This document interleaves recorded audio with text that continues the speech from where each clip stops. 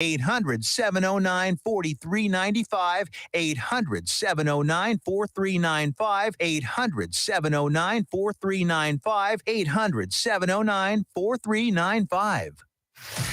Attention all business owners and creative minds. Do you need a unique and personalized touch for your products? Look no further than Romika Laser Engraving and Custom Designs. I'm Ron Phillips, co-owner of Romika Designs. We offer custom laser engraving services for a variety of products, including promotional items and corporate or personal gifts. With state-of-the-art equipment and a team of skilled designers, we can engrave intricate designs on virtually any material. Whether it's a special message, a company logo, or a custom design, Romika Laser Engraving will help you make your mark. And the best part, our prices are affordable and our turnaround time is quick. I couldn't be happier with the work Romika Laser Engraving did for me. The engraving on my product was precise and exactly what I wanted. So don't wait any longer to add a personal touch to your products. Call Romika Laser Engraving and Custom Designs today at 817-400-4040 or visit our website at romikadesigns.com. We look forward to helping you make your mark. Fast Track Student Loans can get your student loans out of default, stop any wage garnishments, stop collection calls, and stop seizure of your tax refund. Give yourself a break. Stop the stress and get your student loan payments down to as little as $25 a month based on what you can afford to pay. 800-709-4395. 800-709-4395. 800-709-4395. 800-709-4395.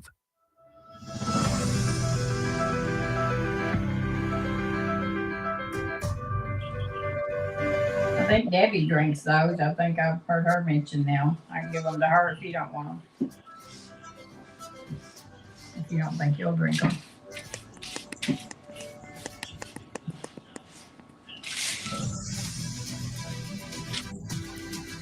Well, good evening, everyone. My name is Angelo Rocha. Welcome to the newest episode of Vet for Vets, a show where I take veterans of all walks of life, military-wise when it comes to Army, Navy, Air Force, Marines, and I also talk to veterans of other institutions, for example, firefighters, police department personnel, and also first responders.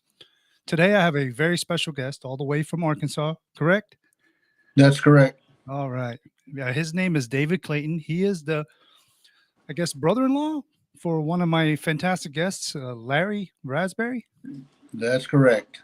Okay. Well, today's show is going to be interesting. What we're going to do today is we're going to talk to you, David. We're going to talk about your life, okay? We're going to discuss your journey through life, where you grew up, kind of where you've headed throughout your life, okay?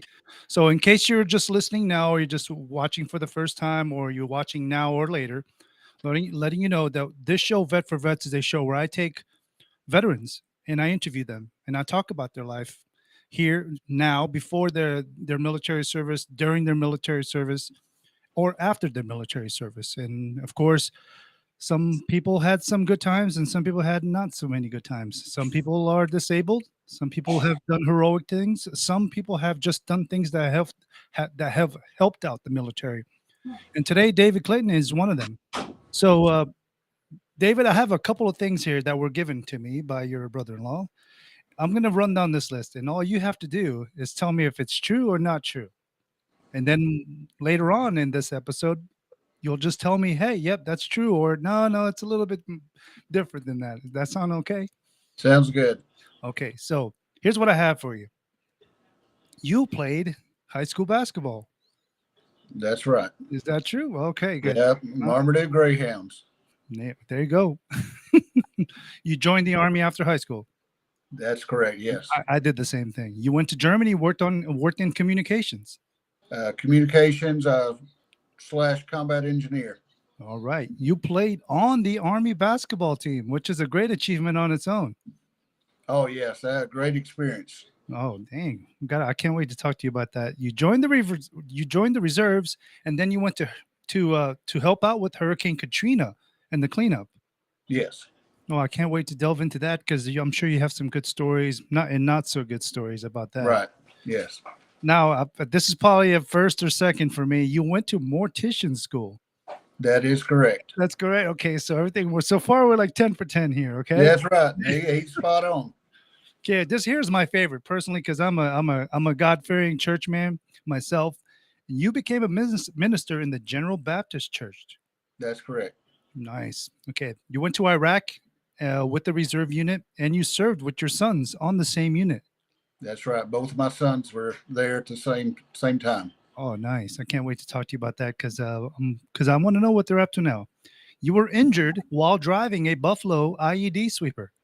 That's correct. Yes. Considering, but here's the thing, though, I'm going to delve into it more. But you've actually been involved in a couple of IEDs, and that just happened to be the one that took you out. Yes. Yeah. Multiple blasts. One of them done a number on me. Oh, nice, man. Okay, so you were medically discharged. Yes. Okay, you were a missionary to Hawaii. Yes. Man, I would do anything to be a missionary in Hawaii. Hawaii is a Yeah. beautiful state. You are a volunteer firefighter? I was. You were, okay. Yes. You joined the Red Cross as a volunteer. That's correct. While I was living in Hawaii. Dang. So far we're like 15 for 15. So your brother-in-law is actually pretty good. And the last thing that he sent me is you worked disasters in Arkansas, Florida, California, and Texas. All of California is a disaster anyway, without any disasters. Yeah, that's right. That's a True. They need help bad. No, man. It's like, what was wrong with California? It's like nothing's just California. That's what That's it. So David, do you want to tell our people here of Johnson County, Texas, where your brother-in-law's Larry Raspberry, in case you haven't heard, Larry Raspberry is a really good friend of mine. I met him here one day, and he's become a really good friend. Really, Yeah, he speaks highly of you. Yes, well, he is a fantastic human being. I'm glad I got to meet somebody like him, because the reason what happened, David, is I was sitting at this place called Our Place here in Burleson. It's just a really nice little breakfast restaurant. Me and my wife are sitting there, and I see Larry and his wife. They're just laughing it up. While me and my wife are just kind of just having a chill morning. I was like, man, it's like he's really happy. It's like, he's in his older years, and I see a military veteran hat. Yeah. He served in Vietnam, and I'm like, ooh, let me go up to him. And I asked him, hey, would you like to be on my radio show? He's like, absolutely. Oh, yeah. He's about 2 weeks later, he was on my radio show, and yeah, he was a fantastic storyteller, a fantastic human being, telling me all about his life's journeys and his love of cruises. Oh, yes. Yeah, he's an amazing. Him and my sister both are amazing individuals. Yeah, I believe it. Okay, so tell the people here a little bit about yourself, like what you've actually done. In your life. Well, like you said, I was born in a small town, Marmaduke, Arkansas, 1963. Growed up out on a country little farm. My mom and dad were amazing people. I mean, we never went without anything. My dad drove tractor. My mom took care. There was 12 of us kids. So she provided. I mean, she could cook. She's an amazing cook. And so was all my sisters and my brother. 5 of my brothers, we were all in the service. Holy moly, that's pretty impressive. Yes. Well, thank all your family members. I want to thank them all for their service and for your service as well. Yeah, proud to serve. Love this country very much. Like you said, both of my sons. One of my sons is still in. He's got 19 years in right now. Holy crap! One more year for retirement. One more year. And my other son served 7 years. He served 2 tours in Iraq. My youngest son has served 2 tours in Iraq, 1 Afghanistan, and then I'm trying to think of the other place he's been to. But yeah, I'm sure it'll get to you as soon as you start talking about it. Yeah. But all right. Yeah, I had an interesting life. Played basketball, starting in 4th grade. Loved basketball. Had our town is known for its basketball. Very proud of our school. Still am. My grandkids play there now. Love to go watch them play. After I graduated high school, I went to work at a local factory. Got laid off. I joined the National Guard when I was in 11th grade, so I done split option. Oh, wow. So I went through basic between my 11th and 12th grade year, come back and graduated, then went back for my AIT. Oh, nice. And then Where'd you go to AIT? I went to Fort Leonard Wood. Oh, that's Yeah, I that's went to that's where I went. yeah, combat engineer. I went to military police. Yeah. My brother was military police. Yeah. One of my brothers is military police. That's fantastic. Then after I got back, I went to a factory, got laid off, couldn't hold a regular job because of the economy at the time. So I joined the regular Army. Yeah. When I done that, I went, well, there was three of us. We all were going to go join the Marines. Well, David Mason and Randy Page, they went one day and they signed up for the Marines, and I said, I'll go tomorrow. Well, the next day when I got there, the Marine office was closed. Oh, So the no. Army guy said, you don't want to be a Marine. You're already in the Army. Whoa. He said, what you want to do is go Airborne Ranger. Oh, nice. So I signed up for Ranger School. Next thing I know, I'm in Fort Jackson, South Carolina. Go through some training there, and then they send me off to Fort Benning to jump school. Oh, man. Bet you that was fun, wasn't it? Oh, well, I ended up getting a leg injury in jump school, so I didn't get to finish my Ranger training. Yeah. So it put me on what they call all other tour.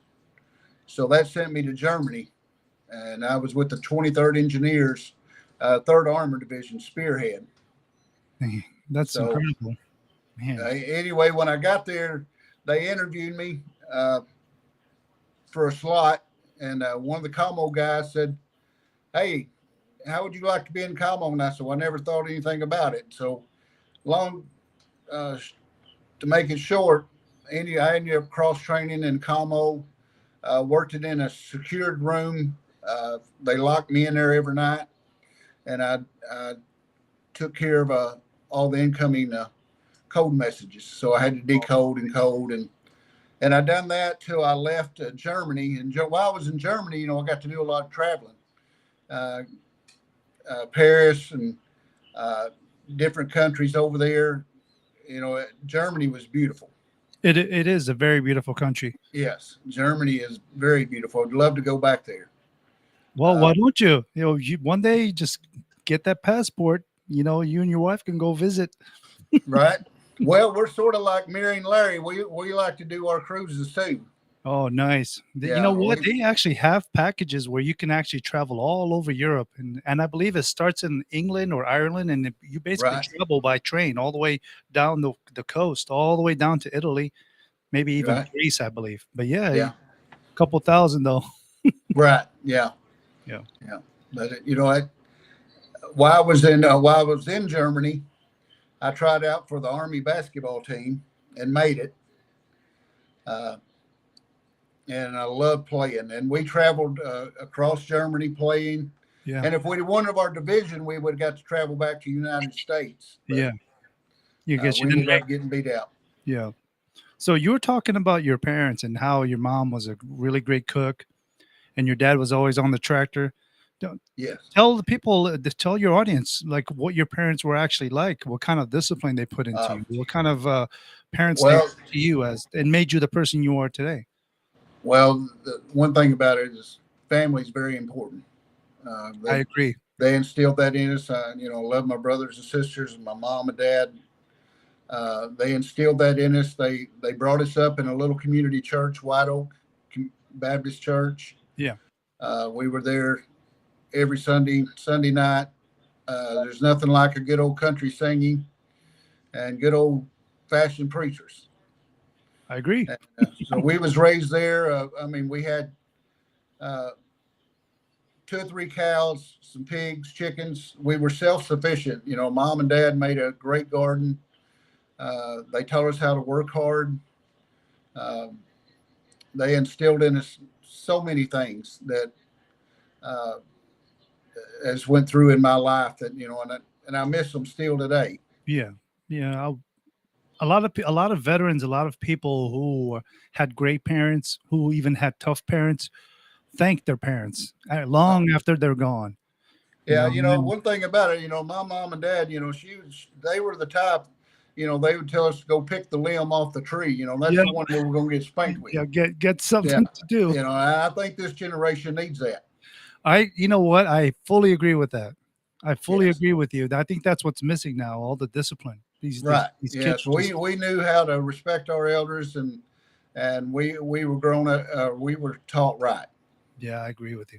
So, what kind of you said you had some factory jobs, but what kind of odd and end jobs did you have growing up before, while you were in high school, maybe even after high school, before you joined the military?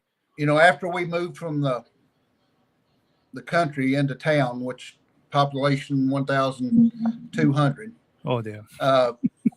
my brother, who was handicapped, he was the only one that didn't serve, but he tried to. Uh, he had a lawn mowing service, so I was mowing yards, chopping cotton, whatever we could do. We all chipped in to make sure all the financial needs were met, and of course, like I said, we had the same thing the other kids had. We had so like I said, I was very proud of my upbringing. My parents made sure we had everything we needed. Yeah. But they taught us how to work too. I mowed yards. A little bit later on, my brother had a service station, and I worked at the service station for 2 or 3 years. In school, weekends and things like that. Yeah. And we rode the spray rig, and like I said, once I got out of high school and got back from my training, I worked at an Arkla who built barbecue grills. Oh, nice. And I drove the forklift for them and loaded trucks, and loved that job. Great people to work with, but I guess financial hard times or something, they closed the factory down. Yeah, it makes sense. Yeah. It was probably some president that nobody liked. Right. Yeah. It's Like when we got, no, I shouldn't say that. When Yeah, we got, no, yeah. now. I try not to get political, but it always ends up political. 'Cause, I mean, people see what's going on right now, and it's horrible. Oh, it is. It is. I hate to go into a veteran's office, and I shouldn't probably say this, and seeing that picture up on the wall. Oh, I know. That and Man, I Miss wish I Harris, have a Sharpie and draw a mustache. right. Unbelievable. Yeah, I mean, he's brought this country down big time. Yeah. So you sound like a very pro-American, pro-police, pro-life, pro-everything kind of guy. What initially enticed you, other than if you took your family out of it, the military, like the love of this country, what ultimately led you to joining the military and actually signing that contract that says, "Hey, I'm going to serve proudly for my country"? Well, I don't know if I had a choice or not. Well, Like back then, military was like what everybody did. Yeah, I had five brothers in, Mhm. and one of my brothers, Bill, was a part-time recruiter.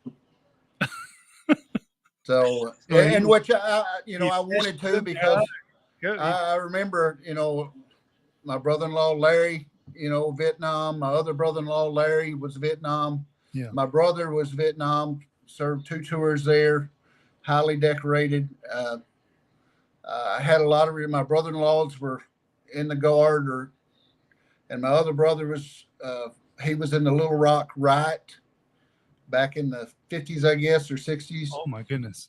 So I was just very proud of my heritage, my country, and just I just knew I wanted to serve. Yeah. What years did you serve from? I served from 81 to 83 in the National Guard. Then from 83 to 86, regular Army. And then from 86 to 2010, I had 2 or 3 breaks. I was in the National Guard. Well, I think A total of I thank you. I mean, thank you for your service. I mean, a seriously. little over 20 years. Goodness. So, and you retired through the military. Yes. Oh, well, Yes. thank you. That's Yeah. amazing. So we're gonna get to the actual your deployments on the second half and your tours. Okay. So, leading up to the high school, like what kind of man were you in high school? Were you the girl getting type? Were you the Oh, you basketball know, jock? Were you the book nerd type? well, I was always a type that I always liked to have a good time. I always had good friends to hang around with. Yeah. I had one girlfriend all throughout high school, and that's about the only one I knew. I thought that was going to be the one. Yeah. Yeah. I think everybody's first is usually that one. The one Right. that Yeah. they That's think that's they the enjoy. one. Yeah. But Well, sometimes you got to go through a couple of bad ones before you get to the right one. right. Yeah. I got the right one now. Yeah, I believe it. Yeah. I have to say she's listening to me, so Oh, I you have have to. to say it. She's right off camera. If you can't see it, but right off camera, she's Yeah. holding That the gun. that She's rolling holding a pin gun. right here behind my head. I better answer right. That's funny. Uh, So you joined so halfway through your 11th grade and 12th grade, you go to boot camp, you come back, and then you go to AIT. You have fun. How was AIT? Was it fun? oh yeah. Yeah. And our basketball coach, I mean, he really developed in us. I ran the 2 mile run with my combat boots and pants, how it was back in those days. Yeah. I run it in 10 minutes. Oh man, that sounds about how fast I ran it. And I remember he gave me the drill sergeant gave me a Dr. Pepper and a Snickers bar. And but I was in good shape because of basketball. Yeah, I believe it. Yeah, we run a lot of bleachers, run a lot of miles, and our coach, Chester Varner Jr. He really disciplined us, and we was in pretty good shape. Yeah, well, when I was early on in the military, I was in very good shape because of cross country and running. Right. Before I joined the military, and then when I joined the military, I was just like the fastest runner anybody ever saw. Yeah. I joined every cross country type of team you can join, and I always made it. In all of them. So. I know.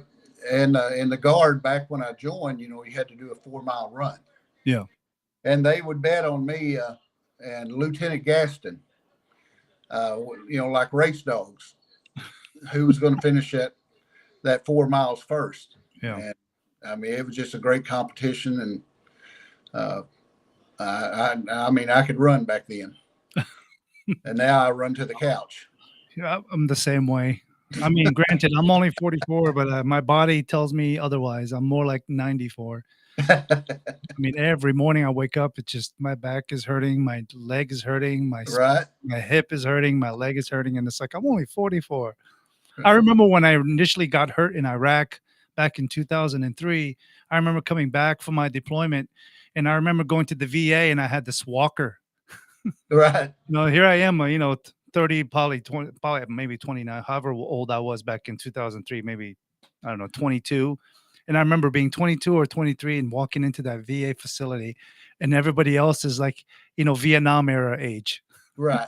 And I'm like the youngest looking guy they've ever seen in with the walker, and all because that's just the way it was. Yeah. Also. Was you injured with an IED or? No, it was one of my own men injured me with the spare tire when one of the vehicles I was working on got hit with an IED. I never told my family for years, but now since they've been listening to my show, they know what really happened because I pretty much disappeared for like 6 months while I was deployed. It was my first tour, and I was gone. I didn't communicate with anybody for like 4 to 5, 6 months, something like that. It was just because I was recovering and I was recouping at the time, because it was the first time we were in Iraq. We hadn't set up any R&R locations. We hadn't set up any evac locations. Everything was done within the country of Iraq. And, and basically I recovered. I did a physical therapy there. I was in Baghdad airport for 3 months learning how to walk again. It was an interesting time. Yeah. One of the times I was injured over there, they were going to send me to Qatar. Yeah, Qatar is actually a beautiful country. Yeah, I didn't go because, like I said, both my boys were there, and so I just stayed there in Balad and just chilled out there and recouped. Anaconda. Anaconda. That's where I was on my second employment almost the Yeah. whole entire time. LSA Anaconda. That was actually Yeah. my favorite duty station out of all my duty stations was LSA Anaconda. Yeah. Because it wasn't really a vacation because of the fact that there was a threat outside the camp. But Right. the camp was so big, there was such a huge green zone, and I just happened to be in that safe green zone, almost the entire deployment the second time, which You know, made it easy. one of the things that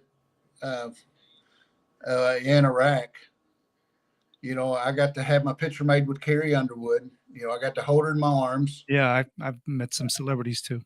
And then we had Toby Keith and the New Orleans Saints cheerleaders were there. Yeah. So, Did you meet the Harlem Globetrotters? Yeah. Yeah, I got to meet them over there.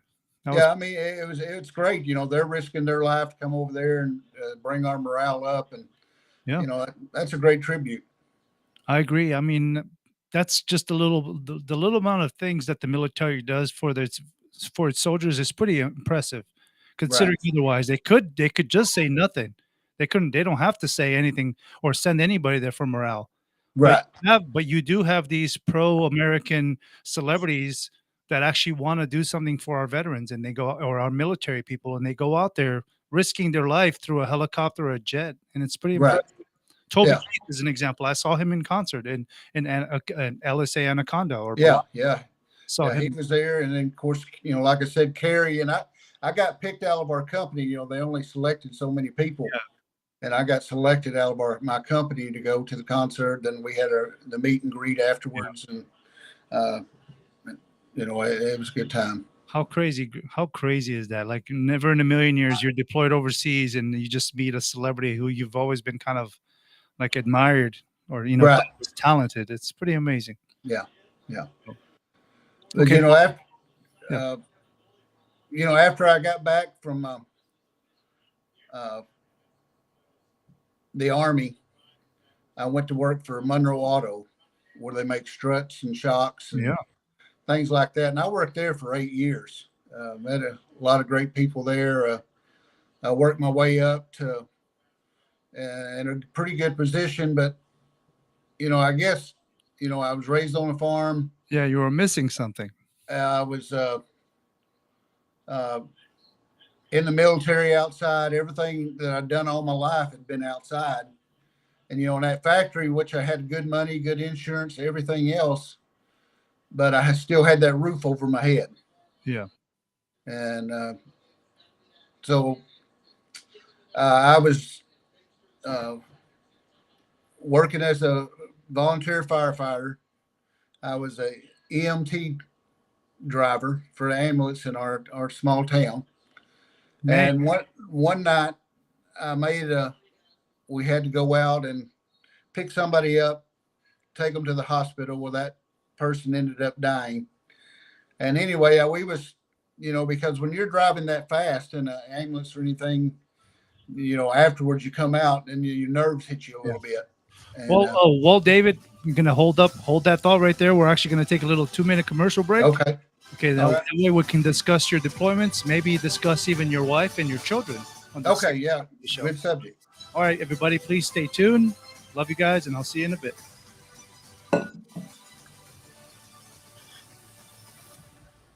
What score? Hey, travelers, do you want to save money on your next flight? Then pick up the phone and call. That's right, call, because the best prices are not online. They're with SmartFares. See, SmartFares has special deals with the airlines. When they have unsold seats, they use SmartFares to fill them. So you get airline tickets at ridiculously low prices. Our prices are too low to publish online. With the extra money you'll save, you can book another trip or treat yourself to dinner or shopping. So stop searching all of those travel sites to find the lowest price on your next flight. Let one of our SmartFares expert travel agents find ridiculously low prices for you. Call SmartFares today and get the best price on your next flight. Guaranteed. Also, save up to 50% off business and first class tickets. 855-325-1820. 855-325-1820. That's 855-325-1820. Fast Track Student Loans can get your student loans out of default, stop any wage garnishments, stop collection calls, and stop seizure of your tax refund. Give yourself a break. Stop the stress and get your student loan payments down to as little as $25 a month based on what you can afford to pay. 800-709-4395. 800-709-4395. 800-709-4395. 800-709-4395. Fast Track Student Loans can get your student loans out of default, stop any wage garnishments, stop collection calls, and stop seizure of your tax refund. Give yourself a break. Stop the stress and get your student loan payments down to as little as $25 a month based on what you can afford to pay. 800-709-4395. 800-709-4395. 800-709-4395. 800-709-4395.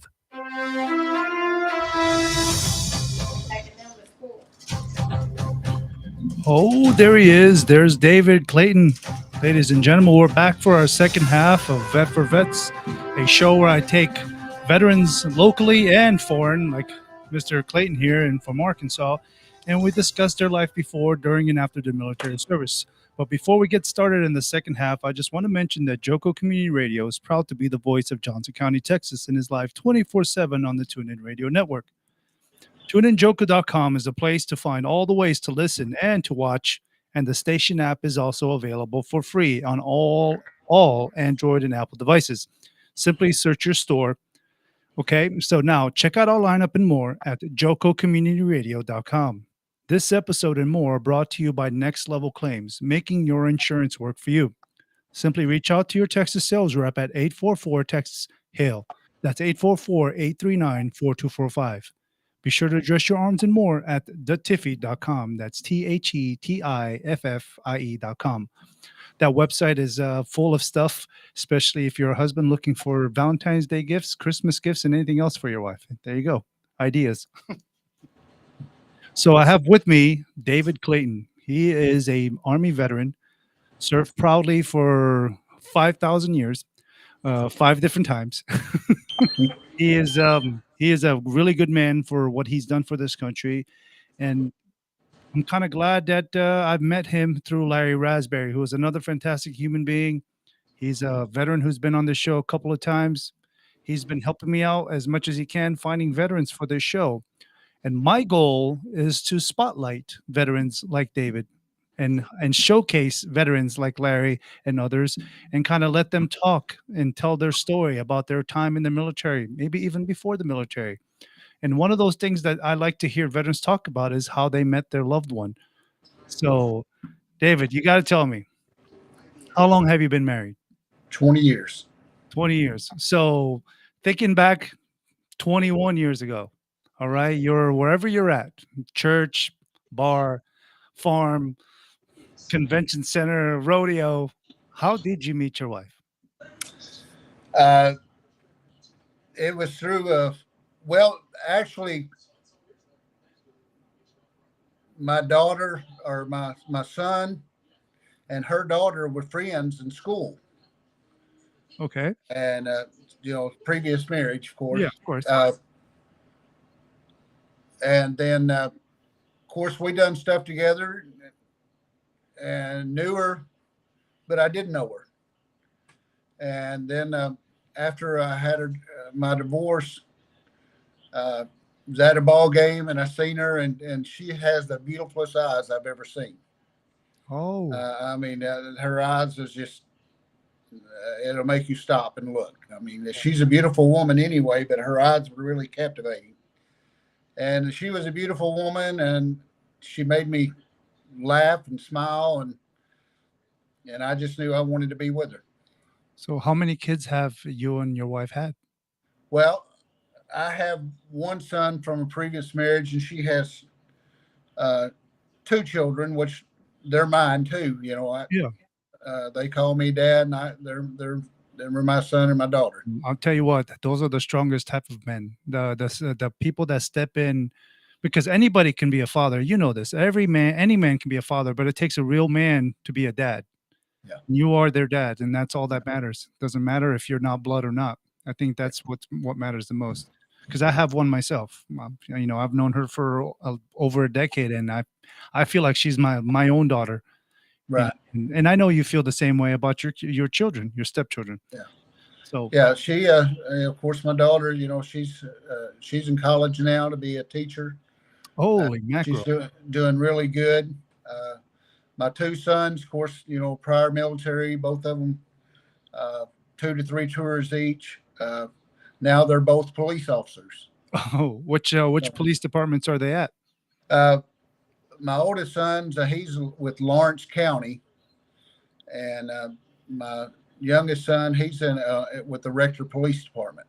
Nice. That's fantastic. I mean, so they went and served the country, not just to serve the community. That's fantastic. Yeah, It's yeah. fantastic. And my oldest son, he's also a captain on the fire department, so he's never, both of them's always worked, and very proud of them. Yeah. I mean, this is good to hear because you got to understand, I'm a veteran. I am a veteran, but I'm also an immigrant. I migrated with my family here in the mid to late 80s, like my whole entire family, because of getting away from socialism, liberalism, and all the crap and BS going on over there, just to get away from it. Not Right. asylum seekers, we just basically did it everything legally the right way, which Right. everybody has the right to do it legally. Everybody has the right to figure out a way to come to America legally. Right. And then I come to America and I find myself loving this country more and more in each day. I find myself being more pro-American, more pro-police, more pro-fire department, more pro everything than most of my actual American-born citizens that are here, residents that are here. And it kills me when I see the stuff that's going on right now on TV. Yeah. What's your take on all of this? All of this pro-Palestinian stuff that's happening right now? All these people they need to pick them up and send them over there and let Hamas take care of them, or Hezbollah, and let them take care of them. See how they're treated. Let them feel. Yeah, I agree with you. Unless you've been to a third world country, you don't know how good we've got it. Oh, we have it very good. We've got it good. Well, that's why they hate us. It's because the fact that the Western culture, we have it made. We have. We do. We're spoiled. Yeah, we are spoiled beyond anything, and I get their values. They have values. They have morals of how they bring up their children, how they take care of their wives, how their wives are supposed to take care of their husbands. They got this whole facet of life that's different than ours, and they hate that. They hate that we are able to be free. They hate that we can say whatever we want to say without fear of being beheaded. That's right. You can be whatever you want to be. If you want to be a rainbow person, if you want to be a opposite gender of what you are, in America, you're allowed to without fear of being stoned to death. Unlike yeah. But then you take these people that are protesting the exact same type of things I just discussed, and you send them because they want to be with their people back to Gaza, back to Iran, back to Jordan, back to Syria. Within 2 days, there'll be a statistic about something that happened to them. That's right. Being thrown off a building, being beheaded, being shot, being shot, beheaded, just because they don't understand the meaning of America. Right. We are the melting pot of the world. We literally take in everybody. You tell me, are there any other countries in the world that maybe possibly Canada that take in countries from all over the world? No. America is literally the number one. You go ahead, go to China. Do you think you're going to find one area of China that has all Canadians? Like America, where it has little Italy, Chinatown, Greek town, Portugal town, Spain town. Every one of them has a town here in America, right? Even including pro-Palestinian, pro-Middle Eastern people. Right. But here, there in other countries they don't. They just have pure Chinese people. 99% of it is all Chinese, and it kills me what's going on right now. And that's why I'm kind of happy to meet people like yourself who are basically the epitome of the American person, the American dream. You are the American. You are the American that people like me look for when first coming to America. Assimilation was a big thing for us back in the 80s, early 90s, where we had to learn English. We had to learn the American ways. Now, it's not that. Now it's not happening like that, and it's killing me. Right. You are America. That should be America. You are the God-fearing, God-loving American that loves everything, and I'm with you on this. And I'm fully on board with everything that you're doing. Yeah. And And I can't thank you enough for doing what you're doing, including the military and everything you've done when it comes to Hurricane Katrina, which is, I was hoping you would talk a little bit about that, how your Oh, yeah. experience was as a veteran. How was it like seeing all that devastation, all of that heartbreak? That was pre-war, and when the tide come in and then the backwash, it was such massive destruction. And when we hit boots on the ground there, we were pushing mud and trying to get to people, and Yeah. of course, death was all around you, and just total destruction. My eyes have never seen such destruction like it was at Katrina. Yeah. It made us as a unit. I was there with the military. It made us as a unit stronger. We worked hard. We played hard. We got a lot of stuff done, and the people there, even though they'd lost everything, they always provided us food in the afternoons. And when I was there in Katrina, is when I got my orders to go to Iraq. Oh, that's the 1-2 punch, ain't it? Yes. But I also, before that, I've never seen anything like that. I've seen tornadoes, but nothing like what Katrina was. I hear that from people who've experienced Katrina or who are in the aftermath of Katrina. Yeah, they said it's the worst thing they've ever seen. Yeah. Now it's pretty much all of California. Right. And you know how it is that, like in war, even probably today, you can probably all of a sudden you'll get a whiff of something, and that puts you back in a mindset. Oh, all the time. And that's the way Katrina was. With certain things that you'd see or something, but it would mess with you. Yeah, mine is snot and phlegm. Whenever I see people with snot, videos with people with phlegm or anything, it brings me back to what I saw in Iraq, and it just flashback instantly. Right. It's just I can't stand it. I can see blood, gore. I can see body parts. I can see limbs, but I cannot see Right. or boogers. I can't stand that. I mean, I'm gonna tell you a funny joke if you got time for it. Go right ahead. It's not a joke. This really happened. I'm a mortician, and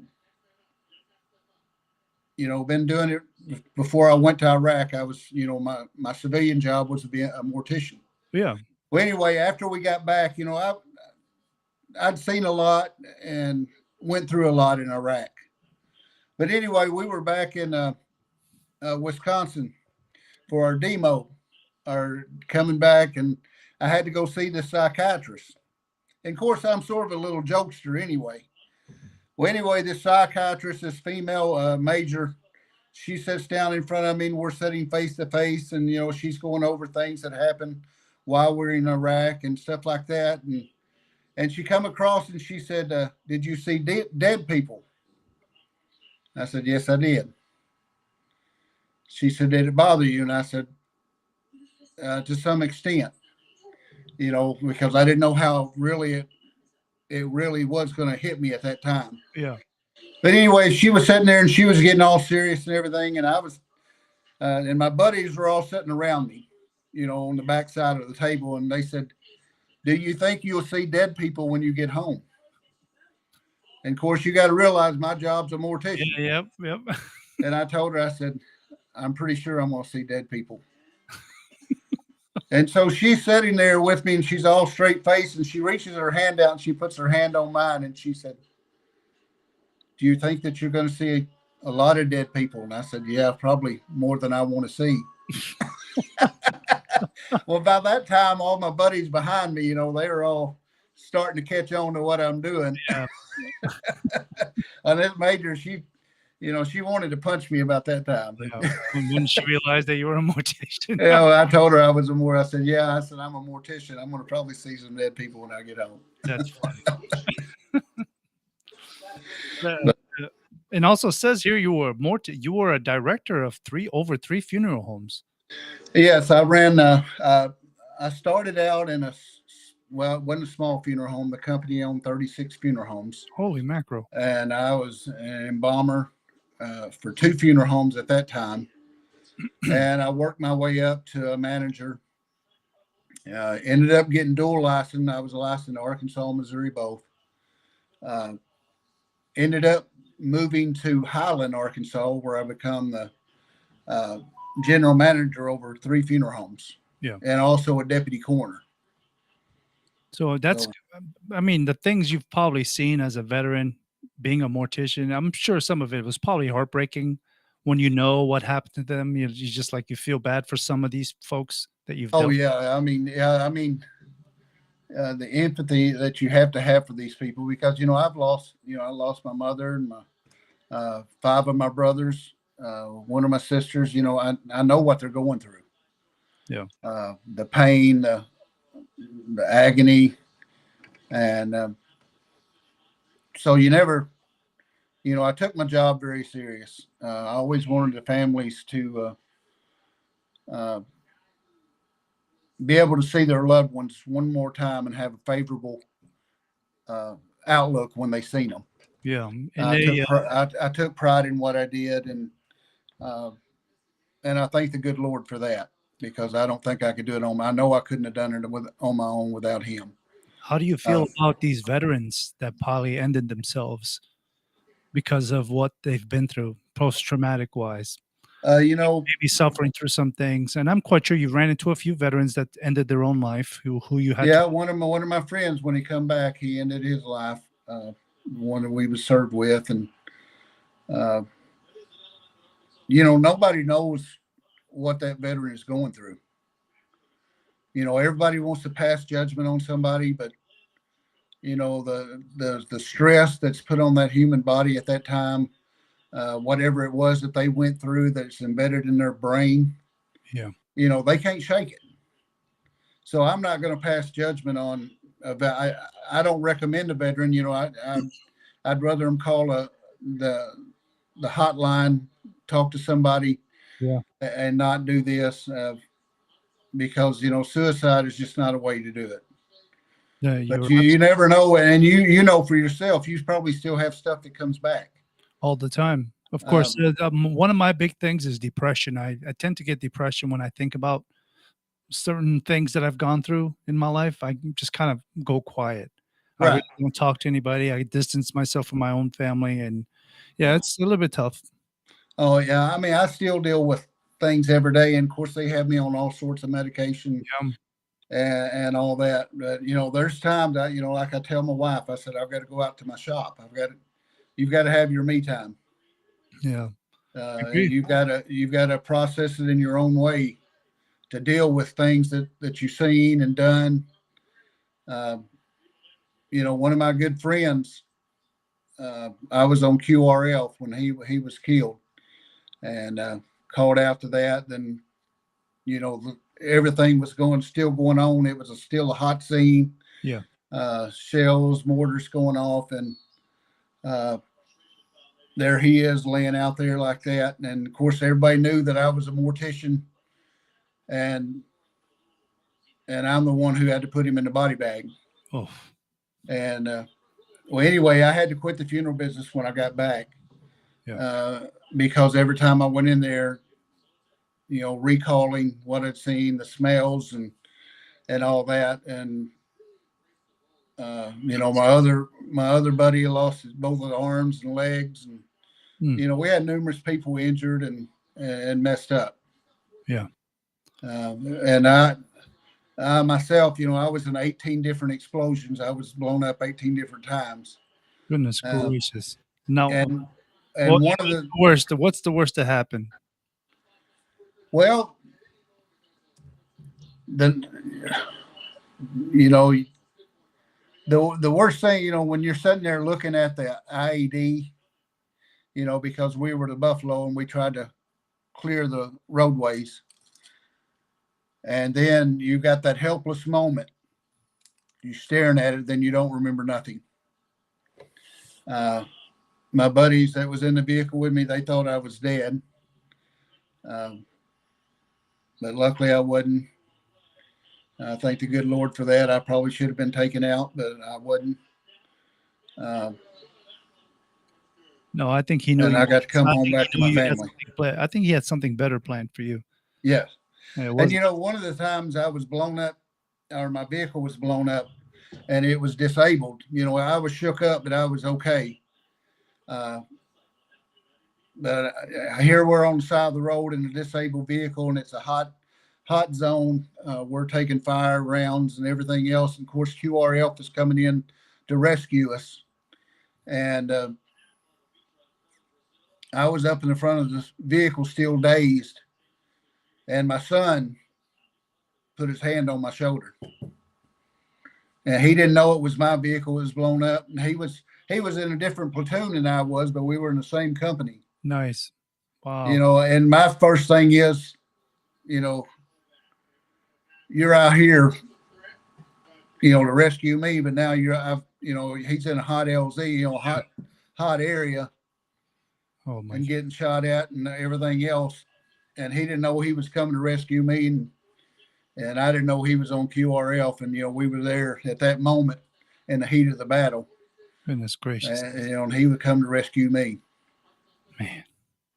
That's I mean, that's incredible. Not many people can say that their own son saved them or helped. yeah, you know, him and his squad came out, you know, and you know, they had to fight the same people we did coming in, and then they rescued us and got us in other vehicles and got us back to get checked out and everything else.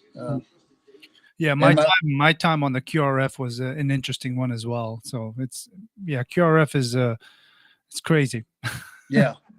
Yeah, you know, when my friend was killed and the other was seriously wounded, you know, that QRF, I mean, we knew something was wrong by the silence on the radio on their way out there. Yeah. You know, because they only give you just a little bit of information at a time. And then we were like one click out, it was confirmed KIA and, you know, another one seriously injured. So, you know, then all of a sudden you get that big lump in your throat. Yeah. And you remember who's all out there that you're going, and you wonder who it is. And this gentleman here that passed away, his brother was in my squad. Oh. And he was supposed to go on QRF, but he didn't come out with us that time. And I'm so thankful that he didn't. Oh my goodness. Yeah. But, you know, when you're in the reserves like that, you know, fathers, sons go out, sisters, dads, you know, and whether when I was coming in from the wire in Balad, I could see my son going out. So whatever hell of a night that I had, you know, while I was out there, I was coming into the safe zone, but I knew my son was going out. Yeah. To fight that. And then my other son, he was in Baghdad, and the company was good enough to me that I could get on a helicopter and I'd fly across from Balad to Baghdad. Yeah. And go see my other son. And he was an armor on the first trip. Second trip, he went as transportation driver, which is one job I would never want to do over there. I know. No. My youngest son, he was a gunner. And he's got shrapnel on his arms, and your whole entire family is just built for military service. And man, I can't thank you enough for your entire family pretty much serving this country. Hey, can I give you one more hit? Go right ahead. The one that needs the award the most is probably my wife. Nice. Yeah, that's true. She's probably gotten it harder than most people. You know, she was here when I was over there and her two boys were over there. Yeah. And, you know, I can't imagine what she was going through, you know, without the phone calls, of course, you know, this is not like Vietnam, like my brother-in-law Larry served in. You know, we had the laptops, we could communicate a little more freely. But there were still those times when rumors got around and she had to deal with all the rumors of, who was injured and who was hurt and stuff like that. So she deserved a medal. Yeah, military wives, it's hard. It's mentally hurting. It hurts them when they find out somebody got hurt or killed Right. and they don't know who it is. Right. And that's, oof, Yeah. can't imagine. Okay, we have about 2 minutes and 30 seconds left of our show, Vet for Vets here. David, I'm going to ask you one question that I usually ask all the veterans, okay? And Okay. be honest, just put it out there. If you were sitting in front of a young child who was sitting, he's just sitting right in front of you, and he asks you, what is a veteran and what does it mean to be a veteran? What would you tell this young boy or girl? What would you tell them what it is to be a veteran? Or what it represents to be the American veteran that they need to know? But a veteran is an individual, man or woman, who is willing to train, to fight, and willing to die for their country, for the love of their country. There's no greater honor and feeling and having a brotherhood of being a veteran. Yeah, I agree. I mean, the camaraderie that you have with your fellow veterans. I'm proud of my brother-in-law, Larry, for his service, my brothers who served, for you who served. And, I don't know what's wrong with the world today. I believe more kids are to join the military just so they can have that feeling of a place to belong. Yeah, I agree. There's and to live in this great country and to serve it. Yep, I agree. I fully agree with you. I think it should be even mandatory in some cases. Yes. Especially if you don't know what's going on. If you don't know what to do after high school, by golly, join the military. You'll know exactly what you need to do after. I mean, what more can you get? I mean, you can get your education paid for. Yep. You're making good money. Plus, you're getting to see the world. I got to travel a lot. Yeah. And in the Army. I mean, you lived in a town with 1,000 people, and somehow 1,000 people.